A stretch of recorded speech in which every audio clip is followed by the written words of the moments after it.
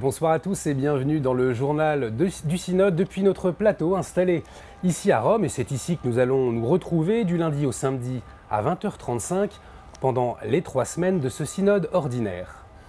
Mais revenons pour commencer sur l'ouverture de ce synode. Alors cela ne vous a peut-être pas échappé, mais la journée de samedi a été agitée avec les révélations devant les médias d'un prélat de la Curie sur son homosexualité. La journée s'est néanmoins terminée dans la prière par une veillée organisée par le diocèse de Rome. Il y avait beaucoup de familles qui étaient présentes. Et le lendemain, le pape François a ouvert le synode par une messe. C'est notre premier reportage. Quelques minutes avant la célébration, c'est l'heure des retrouvailles. Plus de 300 évêques et cardinaux sont venus des 4 coins du monde. Pendant l'homélie, le pape François donne la feuille de route du synode. In questo contesto sociale e matrimoniale assai difficile, la Chiesa è chiamata a vivere la sua missione, nella fedeltà, nella verità e nella carità. Parmi les participants, voici Monseigneur Jean-Marie Lauvet, délégué de la conférence épiscopale suisse. Il participe à son premier synode.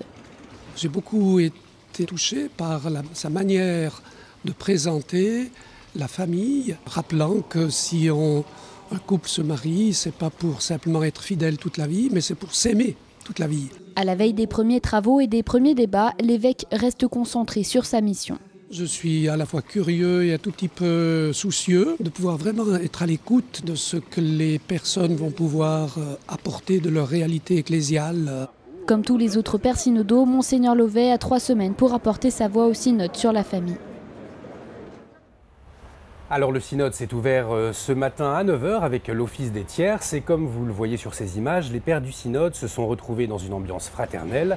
C'était la première congrégation générale, c'est-à-dire qu'ils étaient réunis tous ensemble en session plénière dans la salle du synode au Vatican. Et ce n'était pas prévu et pourtant le Saint-Père a pris la parole ce matin. Il a rappelé la règle de base, écouter l'Esprit Saint. Non è un Parlamento dove per raggiungere un consenso o un accordo comune si occorre al negoziato, al patteggiamento o ai compromessi. Ma l'unico metodo del Sinodo è quello di aprirsi allo Spirito Santo, con coraggio apostolico, con umiltà evangelica e con orazione fiduciosa, affinché sia Lui a guidarci, a illuminarci e a farci mettere davanti agli occhi con i nostri pareri personali, ma la fede in Dio, la fedeltà al Magistero, il bene della Chiesa et la salus animarum. Alors à la sortie donc, de la salle Paul VI en fin de matinée, les pères synodaux sont revenus sur ce message du pape François. Le synode n'est pas un parlement, mais il est là pour effectuer un travail de discernement. On écoute des réactions saisies à la sortie de la première matinée de ce synode. Holy Father remind us bishops that we are not going to find some compromise. We have to search the truth. When yesterday I was entering to the basilica, I saw some sign of hope in the eyes of people. So I'm asking myself if these people will be satisfied on October the 25th. L'Esprit Saint, vous savez, il souffle là où vous ne pensez pas. Dans la tradition orientale, il est piklèse.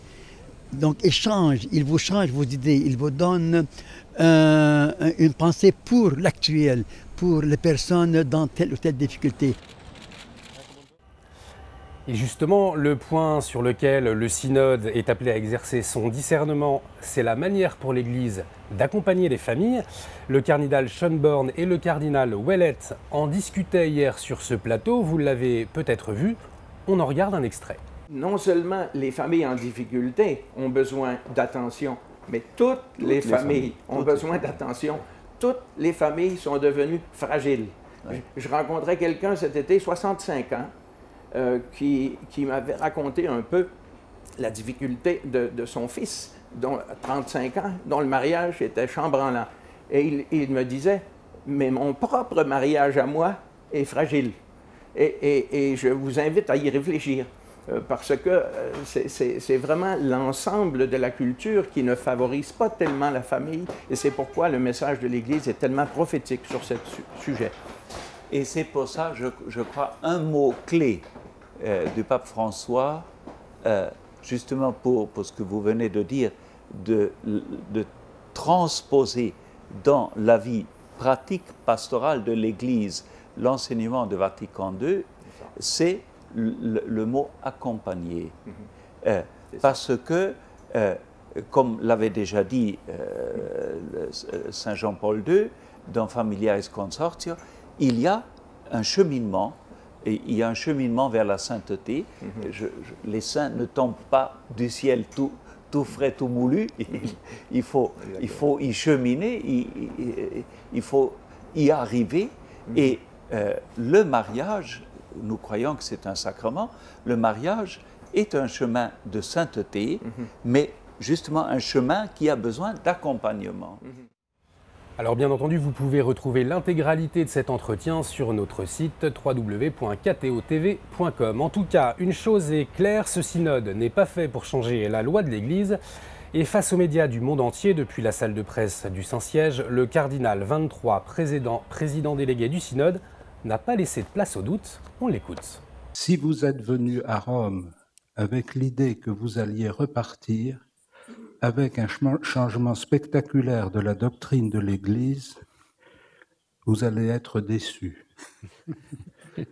Et il n'y avait pas besoin de rassembler un synode pour affirmer ça, il suffisait d'écouter le pape semaine après semaine au cours de ses audiences du mercredi pendant toute l'année écoulée. Il n'est pas question d'imaginer et d'attendre que le synode recommande au pape de prendre une disposition générale qui éviterait d'affronter la question de la liberté individuelle des personnes. S'il y a un chemin à ouvrir, c'est un chemin qui suppose un engagement personnel. Et une fois de plus, le cardinal André 23 a invité à faire la distinction entre les attentes des médias et la réalité du synode. L'ère du temps, ça n'est pas tout à fait les signes des temps. C'est autre chose. Les signes des temps, c'est un acte de discernement et d'interprétation sur les événements à la lumière de l'Écriture. L'ère du temps, c'est la pression que l'on peut faire monter ou faire baisser en fonction de la manière d'exprimer les choses. Je ne pense pas que le pape soit complètement soumis à l'ère du temps. Je pense même qu'il est complètement libre. Personnellement, j'ai 73 ans. Dans 2 ans, je serai retiré de ma charge. Je n'ai vraiment rien à perdre. Et donc, je n'ai aucune crainte à ne pas être en symphonie avec l'air du temps. Et je reste très libre devant ce que j'entends. Alors, faut-il en conclure que le débat est clos? Eh bien, c'est le décryptage de la rédaction avec Philippine de Saint-Pierre. Évidemment, certains verront dans ces multiples rappels à la doctrine en ce premier jour du synode, pour s'en réjouir ou pour s'en désoler, ça n'a pas beaucoup d'importance, une victoire des tenants du statu quo. Certains disent même que le synode est fini avant d'avoir commencé.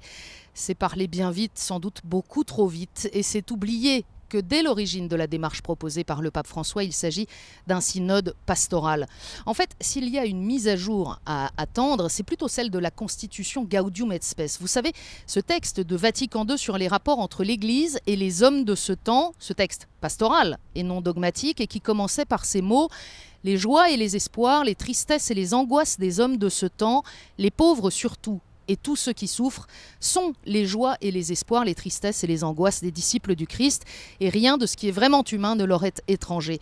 C'est justement sur cette base, dans cet esprit, que les pères du synode travaillent les questions familiales. Alors il va falloir inventer de nouveaux moyens de rejoindre les familles de ce temps, d'accueillir celles qui sont blessées avec l'huile de la miséricorde, comme dit le pape François, mais aussi d'annoncer à temps et à contre-temps l'évangile de la famille, bref, de tenir ensemble vérité et charité.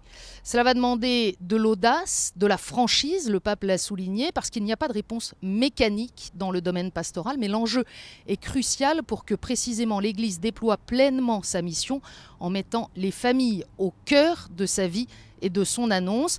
Ce sera crucial pour que la montagne n'accouche pas d'une souris.